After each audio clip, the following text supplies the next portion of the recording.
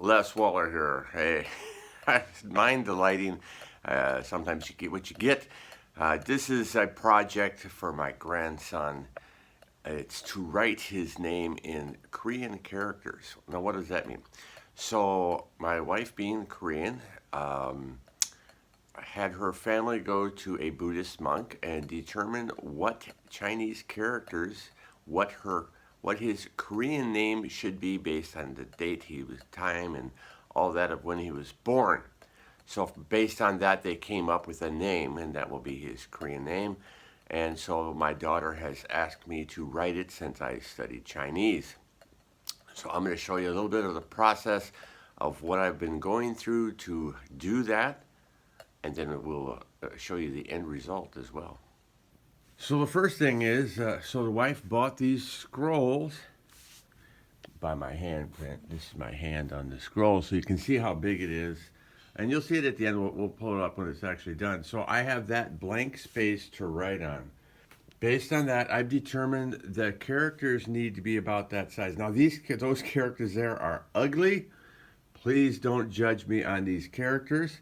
But that's just a rough idea. So I need the characters to be the size of this paper. So, having determined that, in the ink kit we bought, the size of those paper is 4 of these squares. So that means I will be able to practice with this paper. There's a whole bunch of paper here. I'll practice with this paper on making those characters. Yes, we've got the ink. We've got a small brush for practicing smaller characters. We'll get to that in a minute. And we've got the big brush for these characters. And so what I did, here's where I started.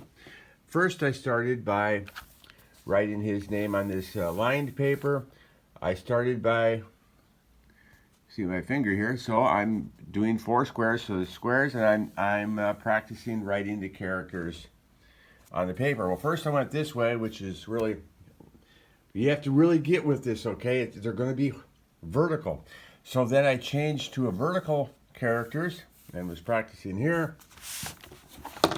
Then following that, I started to make larger characters because in the end, they need to be that size, right?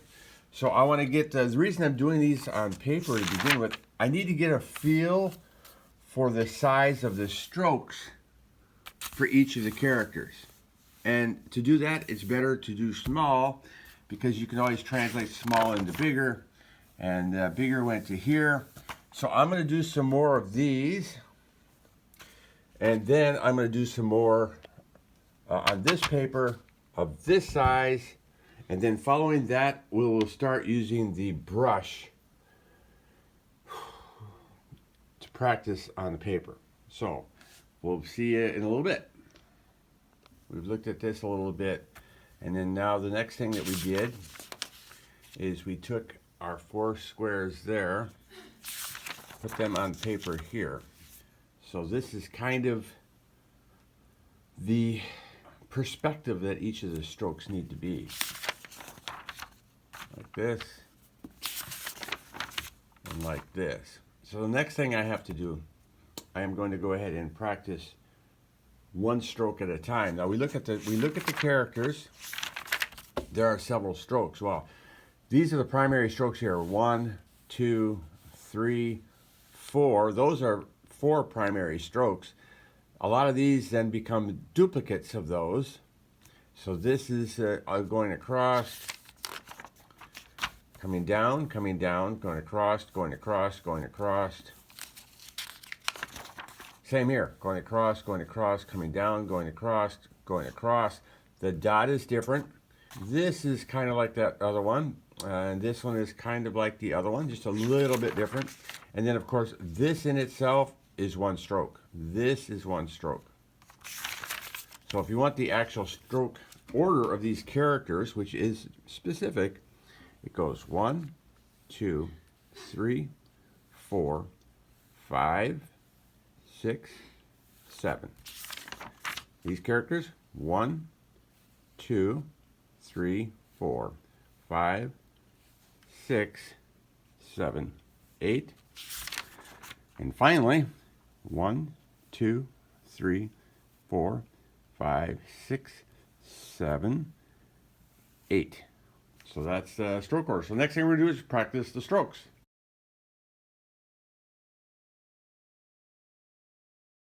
All right, welcome back. All right, so what I'm going to do here is we are going to practice each of the characters so you can kind of see what I'm going through here as a work in progress. This is I actually got this from China. This is a Chinese inkstone. You don't want to have too much ink on your brush. So it's basically it's a dip of ink per character. So we are going to start with the last name first. And I'm actually thinking about doing a video on how to write Chinese characters stroke by stroke. Let me know in the comments below if you'd like to see that. So we start with the first stroke.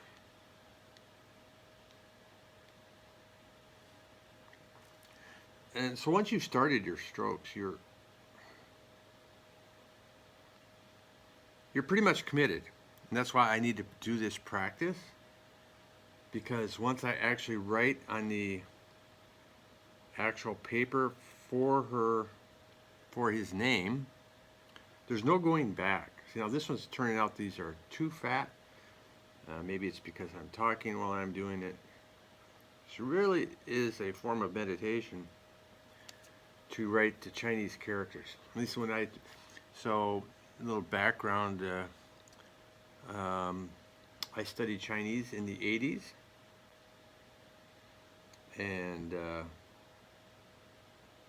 spent 3 months in Beijing. And while there, I took one of the calligraphy classes they had.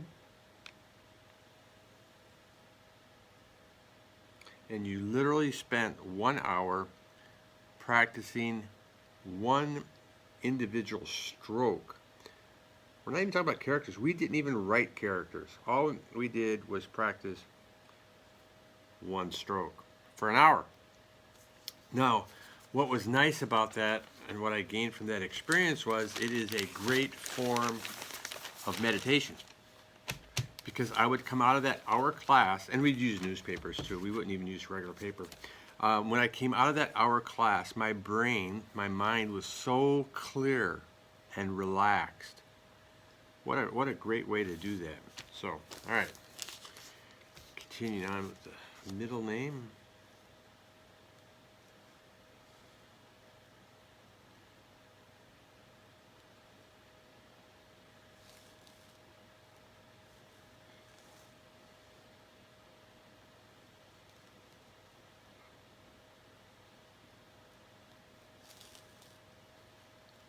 And you just got to keep, you know, as you can see here, the brush needs to be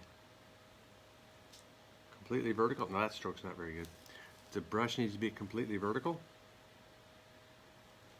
So it matters not whether you are left or right-handed. That has no bearing whatsoever on how well you can write Chinese characters.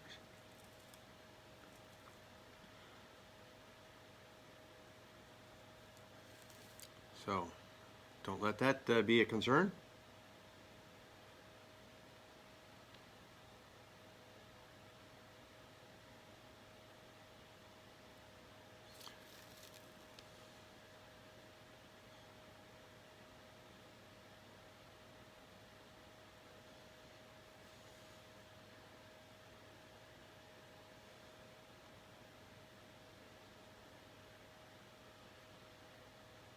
I'm a little concerned about writing his name. Because like I say, once I start that first stroke for that first word, I'm committed for all 3 names. So there is no going back. We've only got 2 parchments. One's for me, which will be mailed off on Monday. And then one will go to Korea, where we will have a Buddhist monk actually write his name. And that one should be in perfection. Because they spend hours and hours practicing this, as opposed to me, who's spending all day Saturday practicing this.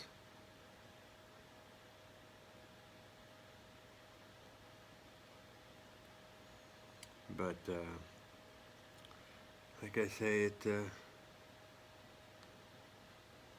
great to be able to do this for our grandson. Something that they'll have sometime to come, I hope. And I figured I'd make a video of this so that people could see what's involved in writing Chinese characters.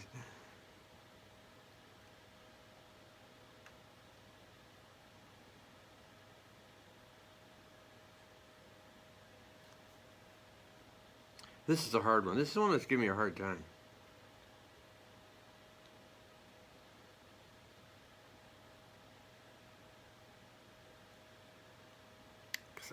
I don't like the way it looks at the end.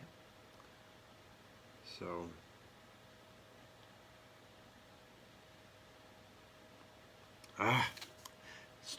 it's too much of an angle. It's not a golf club. All right, so here we have the three characters. And so we'll keep practicing this afternoon, and then later on we'll put it to parchment and we'll show you what it looks like. Give me a like if you like this, subscribe if you haven't already, and if, like I say, if you want me to show you how to do individual lines to make characters, we can do that. As a matter of fact, I think I will, but it'll take some time. And show your love, and maybe we'll do it sooner. Thanks again. Thanks for watching. We'll catch you later. Now it's time for the video outtakes. All right. So if we, upon close inspection here, you'll see that somebody dropped ink off their brush, which is important to make sure you don't have excess ink on your brush to begin with.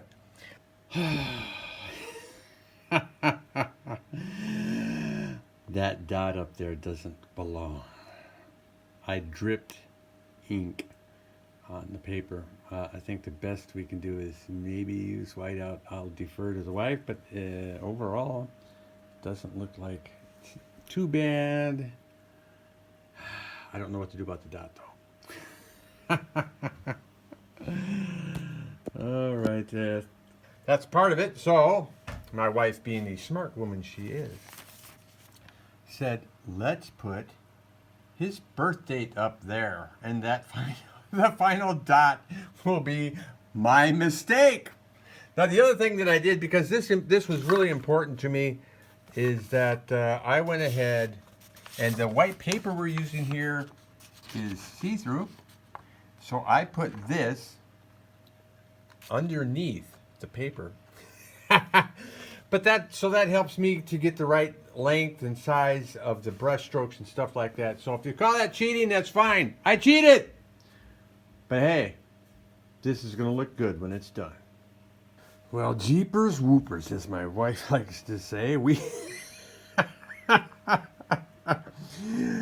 practiced 11/4/2020. I don't know, maybe because we're just used to this being 2020. So I was in the middle. I wrote the 2 here, and I'm like, no, this is not. He was born in 2019. So she's like, well, you can fix the 2 by making a line and a line, and then I'm left-handed, so I'm supposed to be putting my hand down on the thing. So I'm like, well, I don't want to smear the numbers, so I put plastic down, and I ended up smearing the ink anyway on the ones. I'm like, oh my God.